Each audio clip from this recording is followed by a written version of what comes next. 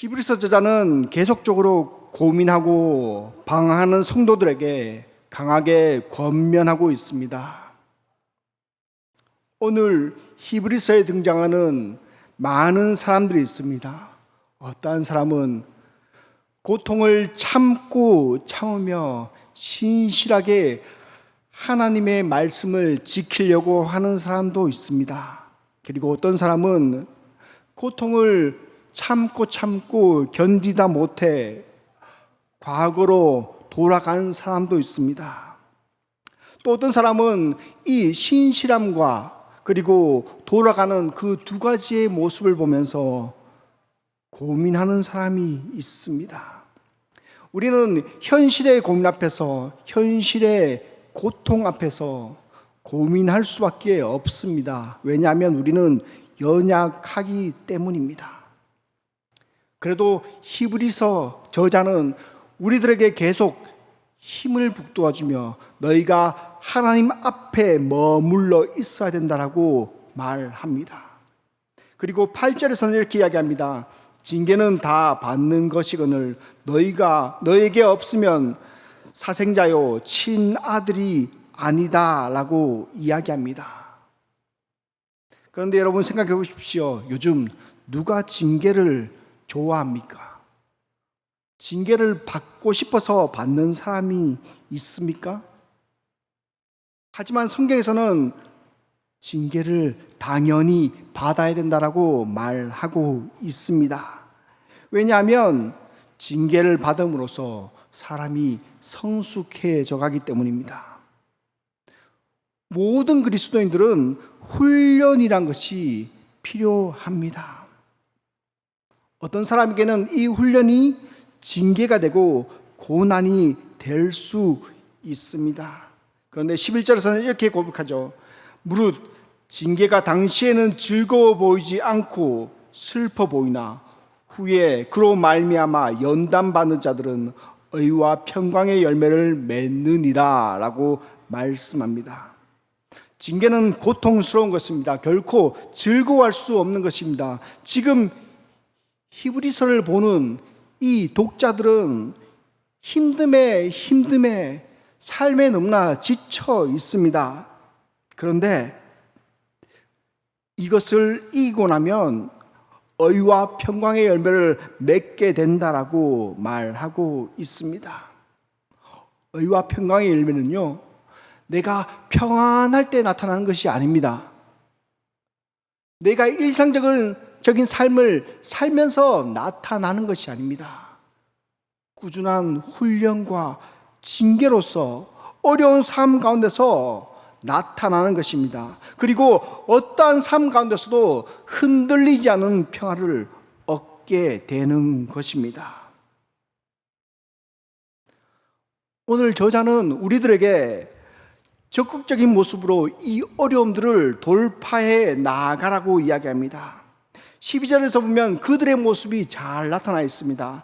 그들은 피곤한 손과 연약한 무릎을 가지고 있습니다. 그런데 그 현실에서 가볍게 안주해 있어야 되나요? 그 현실에서 앉아 있어야 하나요? 분명 쉬운 일은 아닙니다. 우리가 가진 어려움들을 쉽게 생각해서는 안 됩니다. 옆에 있는 사람들의 어려움들을 정말 그냥 눈을 한번 흘겨보고 그냥 지나가서는 안 됩니다. 하지만 동시에 이 어려움에 빠져 있을 때 연민과 동정에 머물러 있으면 안 됩니다. 성경에서도 피곤한 손과 연약한 무릎을 일으켜 세워라 라고 말씀하고 있습니다.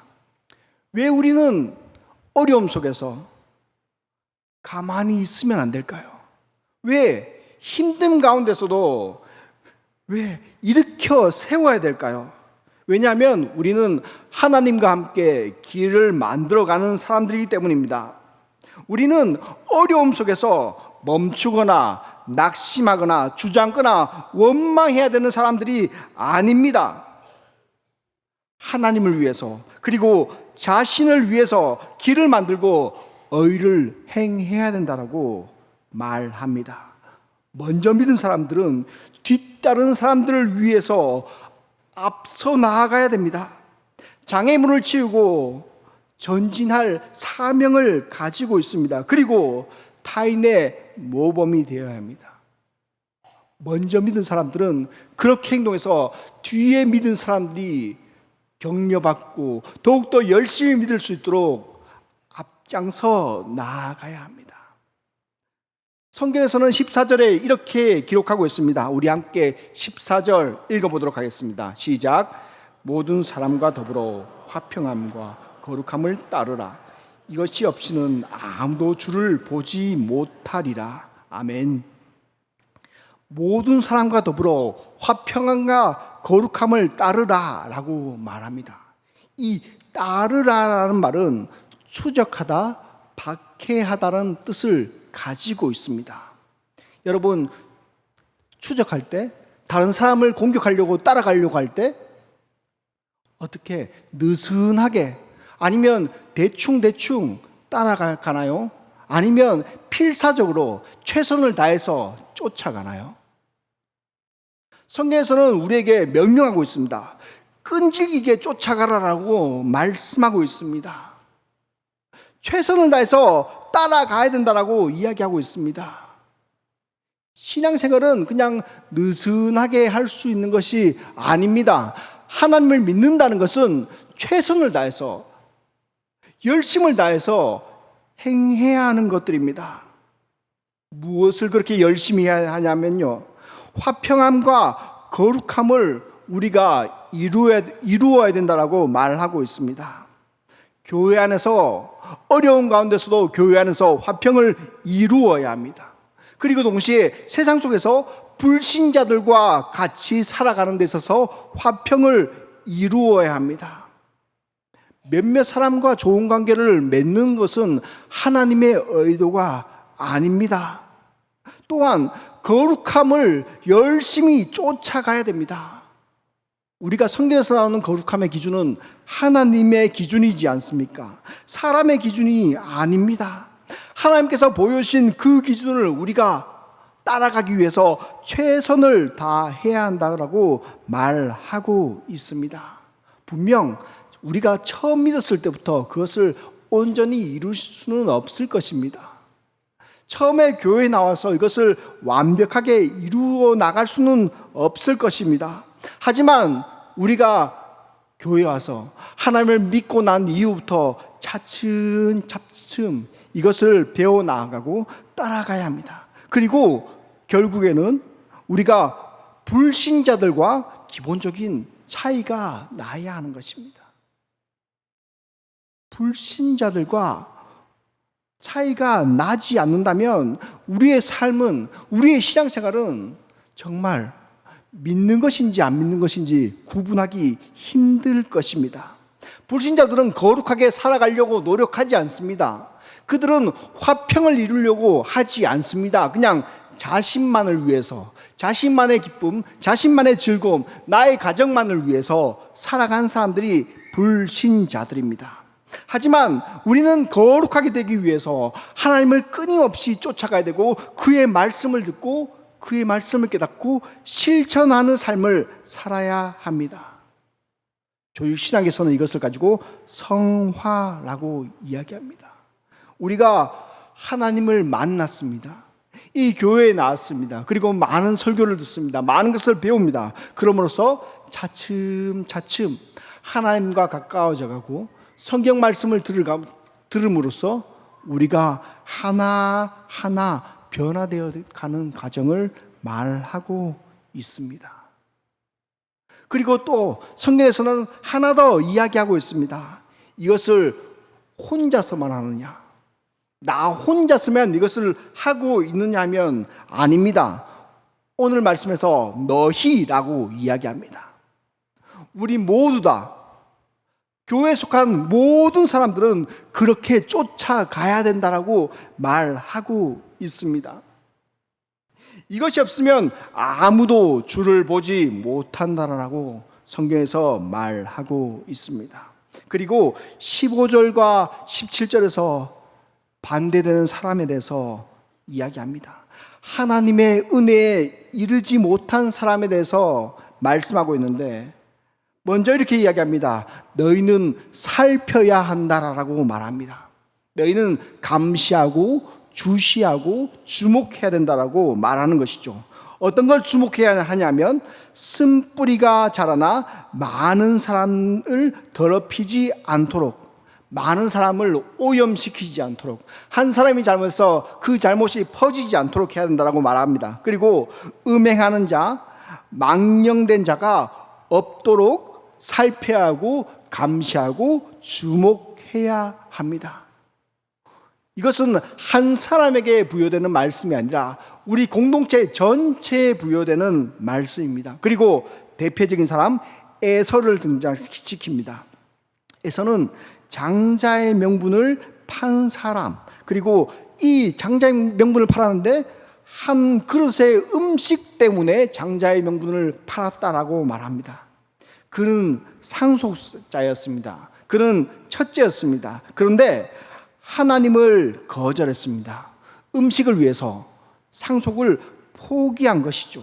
그리고 눈물 흘리며 상속자의 축복을 받길 원했지만 하나님께 거절당했고 회개의 기회를 가지지 못했다라고 오늘 말씀에서 기록하고 있습니다.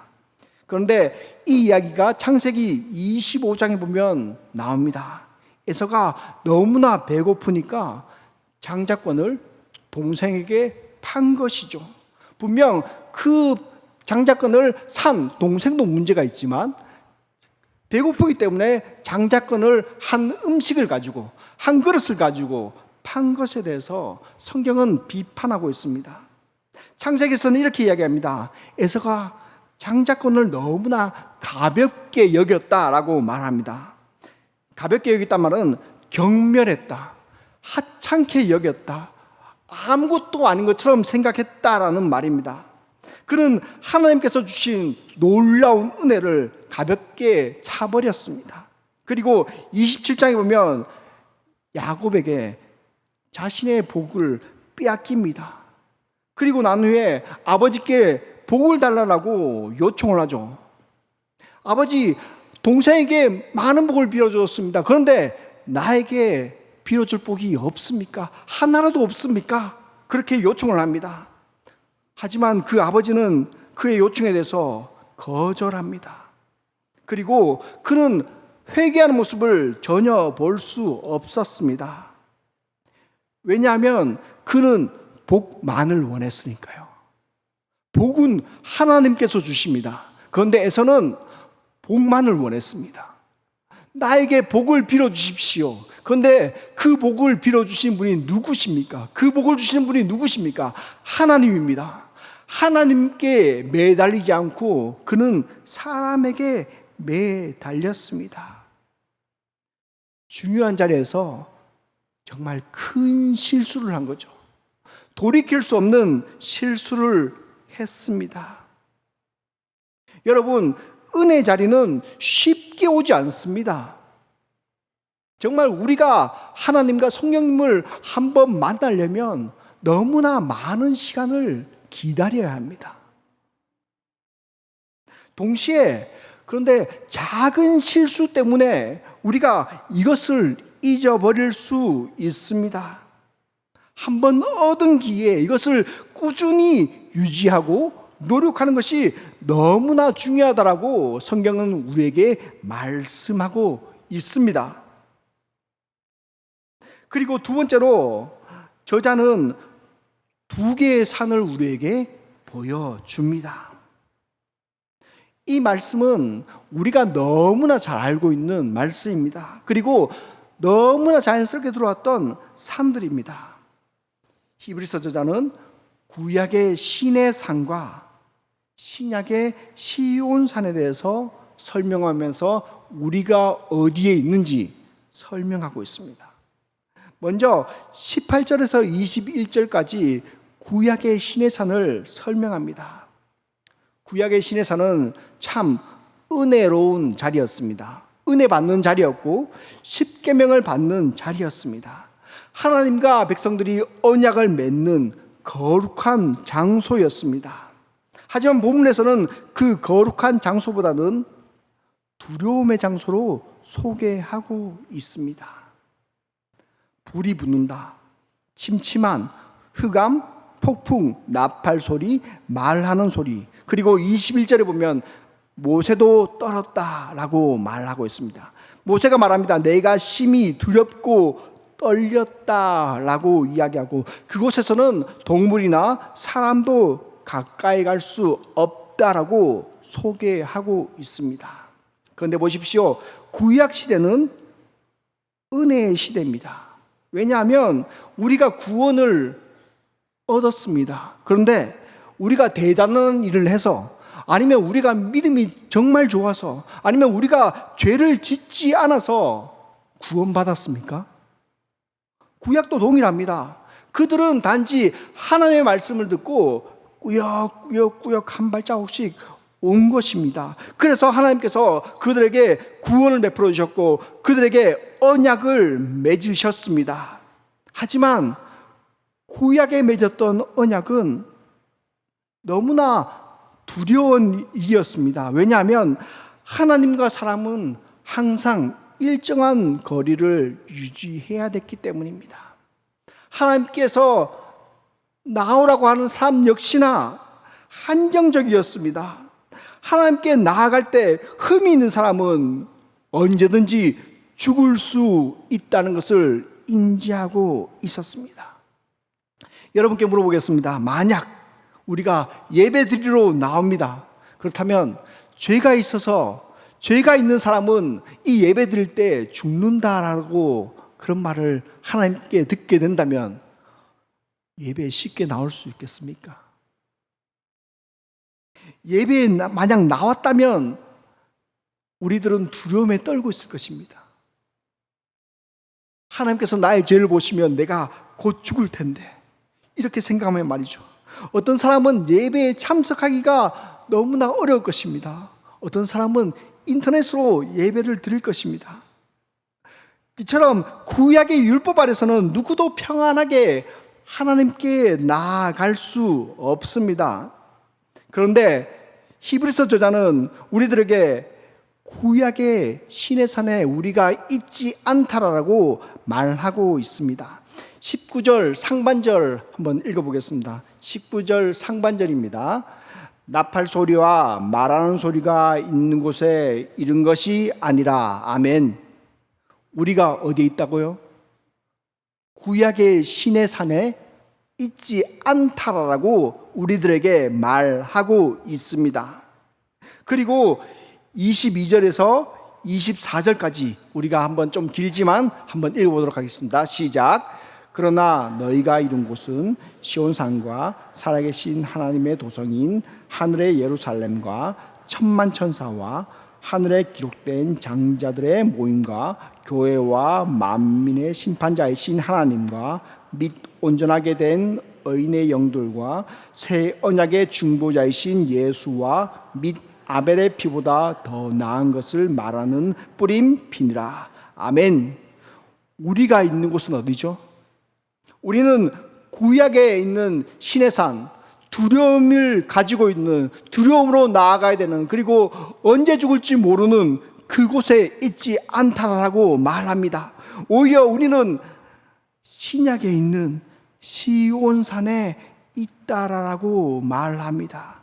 그곳에는요, 하늘의 예루살렘, 천만 천사, 장자들의 모임, 의인의 영, 하나님 예수님, 아벨의 피보다 더 나은 것을 말하는 뿌린 피, 우리는 영적으로 이곳에 도달해 있다라고 말하고 있습니다.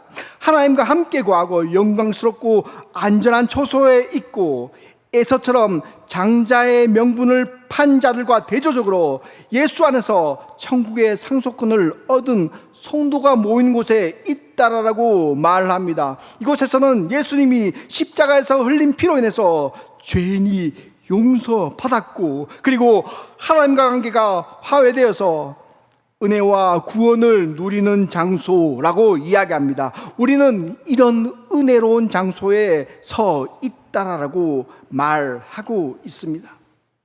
하나님이 우리를 이끌고 오신 장소는 두려운 장소가 아닙니다. 어려운 장소가 아닙니다. 하나님께 나아가기 주저되는 장소가 아닙니다. 완벽한 곳에 우리가 이르렀다라고 분명하게 말씀하고 있습니다. 여러분, 우리들은 구원받았습니다. 예수 그리스도의 피로 인해서, 예수 그리스도의 십자가로 인해서 구원받았습니다. 우리의 능력으로 구원을 받았습니까? 우리가 거룩하게 살았기 때문에 구원을 받았습니까? 아니면 우리가 말씀을 정말 잘 듣고 이 말씀을 열심히 듣고 이 세상 속에서 하나님의 뜻을 온전히 행했기 때문에 우리가 구원을 받은 것입니까? 성경에서는 그렇게 이야기하고 있지 않습니다. 하나님께서 우리를 이끌어 주셨다라고 이야기하고 있습니다. 그러므로 우리는 하나님의 뜻대로 온전하게 살아야 된다라고 저자는 이야기하고 있습니다. 세 번째로 경건함과 두려움으로 살아야 합니다. 우리가 거룩한 장소, 우리가 있는 장소, 그 장소를 알았다면 우리가 어떻게 살아야 되는지, 우리가 어떻게 행동해야 되는지 오늘 성경에서는 말씀하고 있습니다. 25절에서는 이렇게 기록하고 있습니다. 우리 함께 읽어보겠습니다. 시작. 너희가 삼가 말씀하신 일을 거역하지 말라. 땅에서 경고하신 일을 거역한 그들이 피하지 못하였거든. 하물며 하늘로부터 경고하신 일을 배반하는 우리일까 보냐. 아멘. 너희는 거역하지 말라라고 이야기합니다. 하나님의 말씀을 거절하거나 외면하지 말라라고 이야기합니다. 현실과 타협하지 말라는 것이죠. 유도교를 믿으면 조금 더 편하게 살 수 있습니다. 박해를 이길 수 있습니다. 피해갈 수 있습니다. 하지만 그것을 하지 말라라고 경고하고 있습니다. 구원받은 사람은요, 예수 그리스도의 은혜로 구원받은 사람은요, 하나님의 말씀을 지켜 나아가야 됩니다. 그리고 하나님의 말씀을 외면하지 말아야 합니다. 왜냐하면 과거 모세의 율법을 받은 사람, 그 받은 사람들은 율법을 어겼습니다. 그리고 땅에서 심판을 면하지 못했습니다. 피하지 못했습니다. 그런데 이제 말합니다. 하늘에서 말하는 그 목소리를 듣지 않고 그 목소리에 등을 돌린 사람은 얼마나 심판이 더욱더 크겠냐라고 말씀하고 있습니다. 그러므로 현실에 타협하지 말라라고 이야기합니다. 26절에서는 하나님은 땅을 진동시키십니다. 그리고 그분은 하늘까지 진동시키시는 분이십니다. 과거의 시내산에서 그는 땅을 흔드셨습니다. 그리고 이제는 하늘까지도 흔드시겠다라고 말씀하고 있습니다. 하나님의 말씀을 지키지 않은 사람은 피할 데가 없습니다. 하나님의 말씀을 순종하지 않는 사람은 땅에서든 하늘에서든 어디서든 간에 피할 데가 없다라고 말씀하고 있습니다. 그리고 하나님께서는 자신의 목적을 가지고 흔드시는 이유를 볼 수 있습니다. 27절에서는 이렇게 이야기합니다. 우리 함께 읽어보겠습니다. 이 또 한 번이라 하심은 진동하지 아니하는 것을 용존하게 하기 위하여 진동할 것들 곧 만드신 것들을 변동될 것을 나타내심이라. 하나님께서는 이것을 나타내신다라고 말씀합니다. 이것을 우리들에게 보여주겠다는 거죠. 어떤 거냐면 진동하지 않을 장소를 우리들에게 보여주겠다라고 말씀하고 있습니다. 하나님이 임하시면 세상의 모든 것들이 흔들립니다. 모든 악인들은 더 이상 피할 데가 없습니다. 그런데 하나님께서는 믿는 자들에게 피할 장소를 만들어 주십니다. 마지막 때 모든 것이 흔들린다라고 말씀하십니다. 그런데 마지막 때 하나님이 계신 그 나라는 결코 흔들리지 않는다라고 말합니다. 하나님이 계신 그 장소, 하나님께서 우리들을 위해서 만들어 주신 그 장소는 결코 흔들리지도 않을 것이며 사라지지도 않는다라고 말합니다. 여러분, 우리가 살고 있는 이 시대는 계속 흔들립니다. 세계 정세를 한번 보십시오. 전쟁이 한 개 터졌습니다. 분명 두 나라 간의 전쟁입니다. 또 다른 곳에서 전쟁이 터졌습니다. 이번에는 여러 곳에서 전쟁이 터졌습니다. 여러 나라들이 참여했죠. 그런데 전쟁이 터졌을 때 그 두 개의 나라만 문제가 생기고 그 두 개의 나라만 흔들립니까? 전쟁이 터졌을 때 그 전쟁에 참여한 나라만 흔들리고 참여한 나라만 문제가 생깁니까? 아닙니다. 전 세계적으로 흔들립니다. 전 세계적으로 전쟁에 참여했습니다. 간접적으로 그리고 직접적으로요. 그 여파는 전 세계적으로 이어지는 것을 볼 수 있습니다. 그리고 우리의 삶을 한번 보십시오. 내 개인의 문제가 생겼습니다. 그러면 내 개인만 그 문제를 안고 있습니까? 가족은 안고 있지 않습니까? 직장은 안고 있지 않습니까? 교회는 그 문제를 안고 있지 않습니까? 어떤 일이 생겼을 때 우리의 삶 전체가 흔들리는 것을 볼 수 있습니다. 그리고 우리의 삶 전체와 더불어 주위에 있는 모든 것들도 흔들리는 것을 볼 수 있습니다. 여러분, 노후 계획을 잘 세우셨습니까? 인간관계를 잘 세우셨습니까? 그런데 문제가 생기면 그 모든 것들이 흔들리기 시작합니다. 당시 사람들이 흔들리지 않기 위해서, 문제가 없기 위해서 유대교로 돌아갔습니다. 그렇다면 더 이상 어려움이 사라졌을까요? 문제가 사라졌을까요? 그들이 돌아가고 난 이후에 평안한 삶을 살았을까요? 아니요. 세상에서는 불가능하다라고 성경에서는 말하고 있는 것입니다. 모든 사람은 흔들리는 장소에서 살고 있습니다. 하지만 오직 하나님만은 우리에게 흔들리지 않는 장소를 마련해 줄 수 있다라고 오늘 말씀에서 분명히 이야기하고 있습니다. 그러므로 세상과 타협하지 말고 돌아가지 말라라고 우리들에게 말씀하고 있습니다. 우리 28절 한번 읽어보겠습니다. 28절 읽어보겠습니다. 시작. 그러므로 우리가 흔들리지 않는 나라를 받았은즉 은혜를 받자 이로 말미암아 경건함과 두려움으로 하나님을 기쁘시게 섬길지니. 오늘 우리들에게 28절에서 이렇게 이야기합니다. 우리가 나라를 받았습니다. 그래서 은혜를 받자라고 이야기합니다. 이 받자라는 것은 단순히 받는 것이 아닙니다. 이것을 가지고 꼭 지켜 나아가는 것입니다. 하나님께서 주신 신앙, 하나님께서 주신 구원, 이것을 잡고 끝까지 어떤 어려움 속에서도 흔들리지 않고 붙잡고 나아가는 것입니다. 왜냐하면 하나님께서는 우리들에게 흔들리지 않는 나라를 주셨기 때문입니다. 세상 속에서 우리가 흔들립니다. 세상 속에서 우리가 고난을 받습니다. 문제가 생깁니다. 하지만 하나님께 나아가면, 하나님께서 은혜 주시는 것을 우리가 받아 누리면 우리는 결코 흔들리지 않는 그 장소까지 나아갈 수 있습니다. 여러분, 신앙은 그냥 설렁설렁, 신앙은 대충대충 하는 것이 아닙니다. 분명 평안할 때는 우리의 삶이, 우리의 신앙이 그렇게까지 크게 드러나지 않습니다.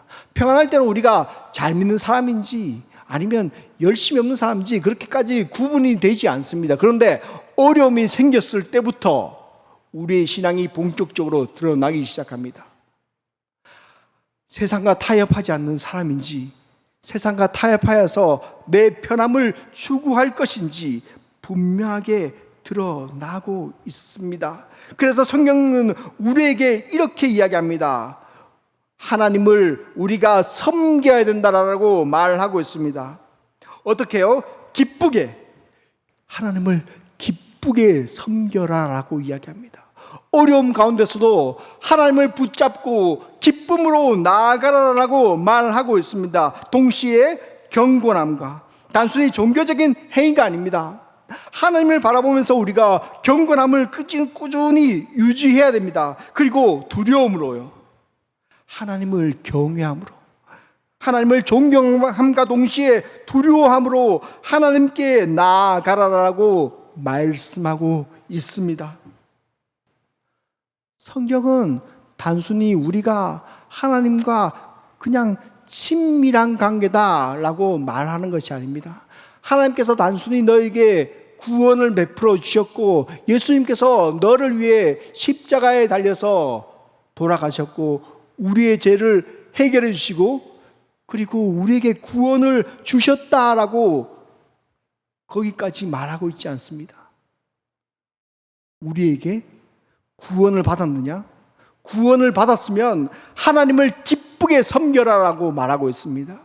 하나님을 즐거워하라라고 말하고 있습니다. 그리고 하나님의 기준으로 섬겨라라고 이야기하고 있습니다. 세상의 기준이 아니라, 내 즐거움이 아니라, 내 방식대로 아니라 하나님의 방식대로 섬기라라고 말씀하고 있습니다.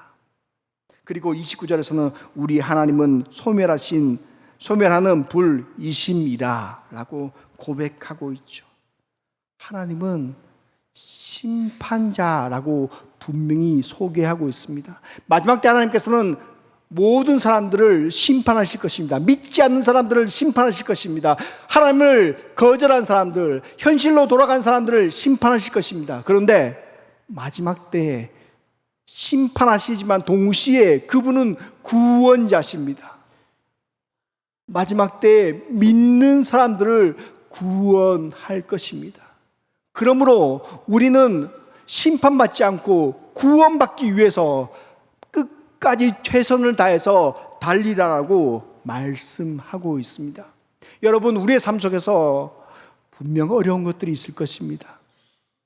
내가 하기 힘든 것들이 있을 것입니다. 내가 하기 싫은 것도 있을 것입니다.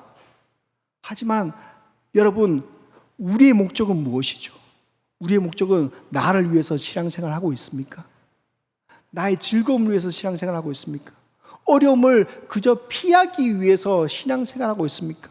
에서처럼 단순히 복을 받기 위해서 신앙생활을 하고 있습니까? 아닙니다. 우리는 하나님을 기쁘시게 하기 위해서 신앙생활을 하고 있는 것입니다. 우리의 가정에서, 우리의 회사에서, 우리가 있는 많은 사람 속에서, 관계하는 사람 속에서, 그리고 우리의 교회 속에서요. 내가 관계된, 내가 사이 좋은 그런 사람에게만 하나님의 모습을 드러냅니까? 내가 친한 사람에게만 하나님의 모습을 보여줍니까? 내가 마음에 드는 사람만, 내가 하고 싶은 일만 하는 것은 신앙생활이 아닙니다. 그냥 내가 하고 싶은 대로 신앙생활을 하는 것입니다. 하나님을 위해서 하는 것이 아닙니다. 우리는 하나님을 위해서 예배 드려야 된다라고 말하는 것입니다. 성경 저자는 현실로 돌아가지 말라라고 이야기하는데, 왜냐하면 하나님께서 그것을 원하지 않는다라고 말하고 있기 때문에 현실로 돌아가지 말라라고 이야기합니다. 너 어려움 있으면 그 어려움을 붙잡고 꾸준히 끝까지 견디며 나아가고 하나님을 온전히 섬겨라라고 말씀하고 있습니다. 여러분, 어려움이 있을 때, 힘듦이 있을 때 우리가 모든 것을 하나님의 기준에서 생각하길 원합니다. 나의 기준이 아니라, 세상의 기준이 아니라, 편안함의 기준이 아니라 오직 하나님 그 한 분만을 우리가 기준 삼고 꾸준히 나아가고 신앙생활을 해 나아가고, 어려움이 있을 때, 힘듦이 있을 때, 하기 싫은 일이 있을 때에도 우리가 최선을 다해서 살아 나아가길 소망합니다. 말씀을 맺겠습니다. 하나님은 소멸하는 불입니다. 구약의 하나님은 무서운 하나님이었습니다. 구원을 허락하여 주셨지만 언제든지 심판받을 수 있었습니다. 하지만 오늘 하나님은 우리에게 새 하늘과 새 땅을 허락하셨습니다. 그리고 믿는 자들에게는 진동하지 않는 장소를 주셨습니다. 그리고 우리에게 이미 주셨다라고 말씀합니다. 그리고 우리는 결국 그 땅을 얻게 되고 그 땅 안에서 살게 될 것입니다. 그러므로 이 땅에서 화평함과 거룩함을 꾸준히 따라가십시오. 최선을 다해서 따라가십시오. 끊임없이 노력하십시오. 하나님의 원하시는 바까지 성장하십시오.